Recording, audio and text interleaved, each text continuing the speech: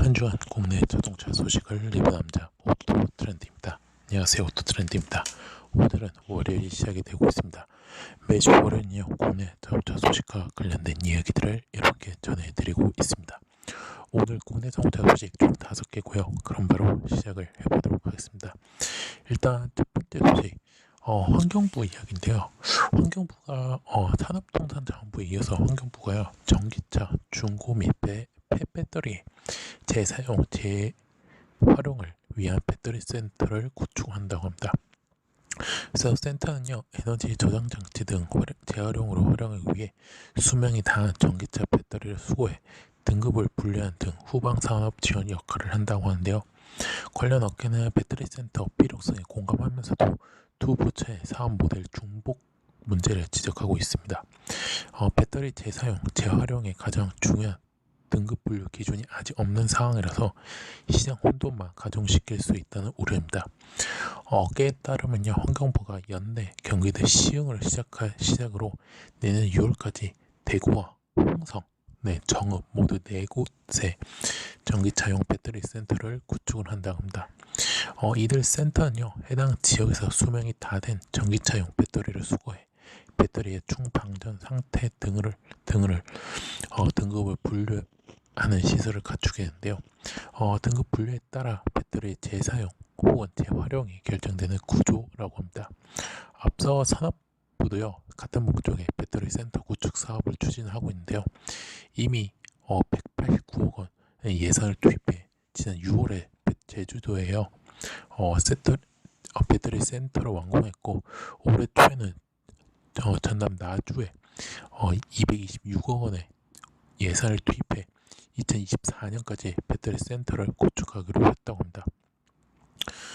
두 부처의 배터리 재활용, 재사용 센터는 중복은 피해자면요, 센터에서 전기차 배터리 수거, 분류하는 역할만큼 크게 다르지 않다고 합니다. 이에 산업계에서는 배터리 재사용, 재활용의 가장 중요한 등급 분류 기준조차 없는 상황에 두 부처가 각기 다른 기준을 적용한 방침이라 초기부터 시장 혼돈이 가중될 수밖에 없다는 사업성 그려 우려하고 있다고 합니다. 또 등급 분류에 따른 사용 차업 발굴이나 현재 국가 소유의 배터리에 대한 사용권이 제한된 상황이라 배터리 후방 산업에 대한 민간 역할도 불투명한 상태라고 합니다. 이에 업계는 배터리 센터를 구축보다는요, 국가 차원의 통일된 배터리 등급 분류 표준 문제와 배터리 소유권에 대한 법적 조치를 먼저 해결하라고 촉구를 하고 있다고 합니다. 그래서 지금 현재 이제 환경부는요, 대기환경보호법에 따라 국가 보조금을 받고 구매한 모든 전기차의 배터리는 차량 폐차 시 정부에 반납하게 되어 있다고 합니다. 그래서 배터리 소유권이 국가이기 때문인데요. 이에 환경부가 배터리에 대한 충방전 등 데이터 확보해 등급 분류에 반영하면 보다 정밀한 분류 체계를 갖출 수 있다고 합니다. 이에 산업부가 실증 산업을 통해 단순 ESS 뿐만 아니라 전기차 충전소, 무정, 전원 공급 장치 USB, UPS, 그 다음에 태양광 및 풍력 발전 연계형 ESS, 전기 오토바이, 전도 휠체어 등 분야별 주요 소유처 발굴 기준을 마련하는 역할로 필요해 보인다고 합니다. 그래서 지금 아무래도 제가 봤을 때는 환경부와 산업부가 조금 이 등급 분류 체계를 좀 같이 통일돼서 하고, 이제 조금 역할을 이제 수거하는 역할은 갖고, 대신 이제 후방지 산업을 하는 건 조금 서로 다르게 할 때 이 등급 기준은 이제 서로 조금 합의를 해서 하는 게 좋을 것 같다는 말씀을 드리고 싶습니다. 그래서 이렇게 알아주시면 좋을 것 같고요. 그 다음 이야기, 지지난주에 9호 태풍 마이사카, 10호 태풍 하이선 등 우리나라에 계속되는 태풍 영향권에 들었죠. 그래서 들면서 이제 시간이 지났는데 실외 전기차 급속 충전기 안전관리에 대한 우려가 현재 커지고 있다고 합니다. 또 태풍에 대비한 전기차 충전기 이용 안내 공지사항 체계가 제대로 갖춰지지 않는 것도 문제인데요. 한국자동차 환경협회 등이 운영하는 EV 전용차 통합 누리집은요, 지난 2018년 8월에 별도 공지사항을 통해 태풍 대비 급속 충전기 운영 중지 사실을 알렸다고 합니다. 태풍 영향권에 들 수 있는 충전소 8곳을 운영을 중단한다는 것이 기본 계획이었다고 합니다. 이후 해당 사이트는요, 실시간 파업청을 통해 대의를 대비한 충전기 운영 사실 등을 알렸는데요. 한국자동차 환경협회는요, 환경부가 주도한 전기차 공급 급속 충전기 관리 등을 현재 맡고 있다고 합니다. 근데 이 안내 시스템이 지난 7월에 사무실 이전 공사 등 진행한 이후 소홀했다는 평가가 좀 나오고 있습니다. 그래서 만약 이렇게 괜찮을까라는 이런 의문점이 든데요. 근데 관계자가 현재 태풍에 대비한 실시간 대응 체계를 갖추고 있다며 약 한 달간 태풍으로 인한 충전기 피해 사례가 5건 이상 보고된 바가 있다고 밝혔습니다. 일단은 가장 큰 피해를 컸던 바로 전남 구례군 지역인데요. 충전기가 홍수 피해를 당하면서 아예 다시 쓸 수 없는 상태가 되었다고 합니다. 결국 피해가 생긴 충전기는 철거가 됐고요. 해당 지역에 새로운 충전기가 설치될 예정이라고 합니다. 그래서 그렇고요. 그래서 사실 지금 완벽하지 않는 지금 충전소가 많이 갖춰지지만 그것도 제대로 되지 않는 것들도 있는데, 관계자가 지금 QR코드 활용을 검토를 하고 있다고 합니다. 그래서 이 전기차 사용자들의 실시간 제보 체계가 갖춰지면 그동안 제기된 정확도 문제를 개선시킬 수 있다는 것이라고 합니다. 그래서 이렇게 알아주시면 좋을 것 같습니다. 그래서 이렇게 알아주시면 좋을 것 같고요. 그 다음 이야기, 현대차 이야기로 하도록 하겠습니다. 크게 말하면 현대차 그룹인데요. 현대차 그룹이 이 친환경차 혁신 계기로 에너지 관련 사업을 본격적으로 현재 키우고 있다고 합니다. 전기차와 수소차 인프라를 갖추는 게 일차적인 목적이지만요. 관련 사업이 커지면 자동차 제조와 철강, 건설, 금융에 이어 그룹의 새로운 사업 영역으로 자리 잡을 것이라고 현재 분석이 나오고 있습니다. 현대차에 따르면요, 현대차가 최근에 하이차저와 아이오엔 등 전기차 충전과 관련된 새로운 브랜드를 특허청에 상표 등록했죠.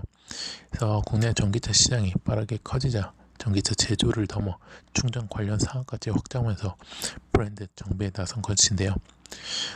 올해 초 정관 변경을 통해 전기차 충전 및 관련 사업 목적에 추가한 현대차는 연말까지 고속도로에 12개에서 휴게소에 12곳을 포함해 총 20곳의 초고속 충전소를 만들 계획도 세웠다고 합니다. 현재 정부와 지자체들이 현재 충전소 확대에 힘써 왔지만요, 충전 시간을 기존보다 크게 단축한 초고속 충전 인프라를 구축하기 위한 현대차도 직접 나서겠다는 것이죠. 그래서 현대차는 내년 초에 20분 만에 배터리 80% 충전이 가능한 전기차 아이오닉 5를 현재 출시할 계획이고요. 또 현대차 그룹 관계자는요, 전기차는 저렴한 유지 비용 같은 다양한 장점에도 불구하고 느린 충전 속도와 부족한 충전 시설이 여전히 한계라며 에너지 인프라와 사업 역량을 강화해 전기차의 경쟁력을 높일 것이라고 이렇게 설명했습니다. 그리고 또 이 폐배터리의 재활용 문제가 대두될 것을 보고 현대차 그룹의 배터리 재활용 사업도 현재 준비 중이라고 합니다. 그래서 그룹이 사실 올 6월에 하나큐셀과 전기차에서 회수한 배터리와 태양광 시스템을 연계한 각종 신산업에 힘을 모으기로 한 것도 이 같은 이유고요. 그리고 에너지 사업은 수소경제 부분에서도 현재 빠르게 전개가 되고 있습니다. 그래서 세계 최초로 수소 전기차 양산은 현대차가 수소 생태계 확산을 위해 협력 범위를 넓히게 된 모습인데요. 실제로 호주의 수소 생산 연구기관 및 기술가 기술 협력 협약을 제기로 했다고 하고요.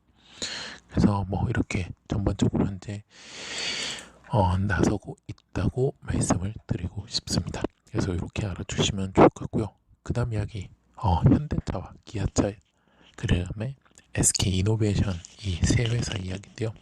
이 세 회사가요, 이 전기차용 배터리 전 후방 산업을 협력을 한다고 합니다. 전기차의 초기 구매 비용을 낮출 수 있게 차량의 배터리를 리스 판매로 전환하고, 수명이 다 된 중고 또는 폐 배터리를 바탕으로 재사용, 재활용 사업을 벌인다고 합니다. 그래서 뭐 이런 다양한 전기차 배터리 관련 다양한 사업 분야에서 모빌리티 배터리 산업 간의 협력 체계를 검증해 나갈 계획이라고 밝혔고요. 지금까지는 사실 배터리를 공급을 중심으로 이루었던 기존의 완성차 배터리 간의 협력과 차별화가 되고 있습니다. 그래서 뭐 이제 이 목표가 사실 BAS 배터리 as 서비스라는 협업 모델이라고 합니다.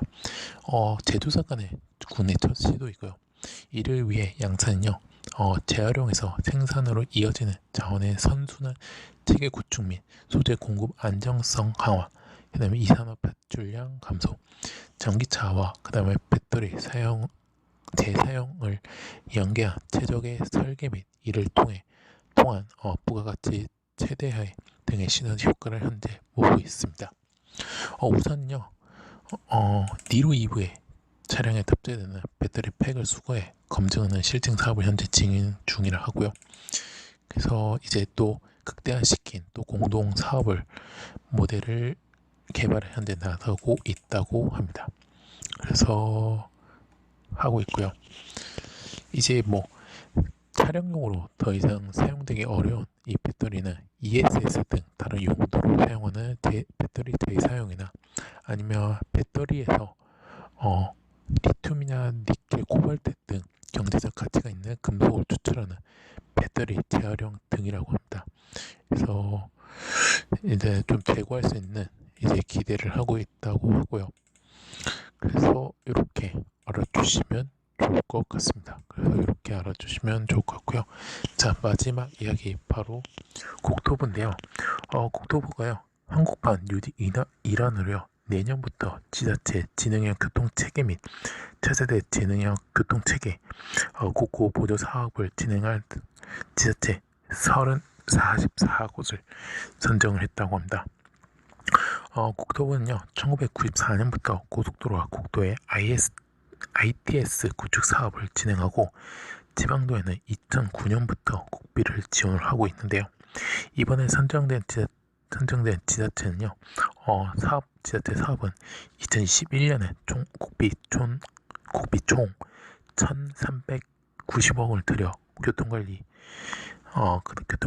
신호 운영, 안전 지원 체계 개선과 CITS를 구축을 한다고 합니다. 그래서 지자체는요, 국비 매칭 비율에 따라 전체 사업비가 40%에서 60%를 부담을 한다 하고요. 그래서 국토부가 이제 지난 7월부터 한 달간 사업 공모를 진행해 지원한 광역 기초지자체 등 49곳 가운데 평가위원회 평가를 거쳐서 광역지자체 6곳, 기초지자체 38곳을 선정을 했다고 합니다. 그동안은 사실 실증 사업으로만 진행하던 이 CITS도요, 내년부터 본 사업을 시작해 2025년까지 전국 주요 고도로에서 다양한 서비스를 받을 수 있도록 할 예정이라고 합니다. 그래서 이렇게 알아주시면 좋겠습니다. 자, 이로써 오토트렌드가 준비한 국내 자동차 소식은 여기서 마치도록 하겠습니다. 오토트렌드는요, 현재 네이버, 디스토리, 팟빵과 파티, 유튜브에서 현재 활동하고 있습니다. 자동차뿐만 아니라요, 모터스포츠 관련된 리뷰 영상, 포스팅까지 하고 있으니까요, 네이버는 서로 유추가 해주시면 대단히 감사했고요. 디스토리 구독, 팟빵 파티에서 구독 및 후원, 마지막 유튜브에서는요, 구독 및 좋아요, 알람 설정까지 눌러주시면 대단히 감사하겠습니다. 저는 내일 국내 모터스포츠 소식에서 뵙도록 하겠습니다. 코로나19 아직 끝나지 않았으면 여러분, 사회적 거리두기 실천과 손쉽게 마스크 착용 꼭 실천해 주셨으면 대단히 감사하겠습니다. 저는 내일 뵙겠습니다. 지금까지 오토 트렌드였습니다.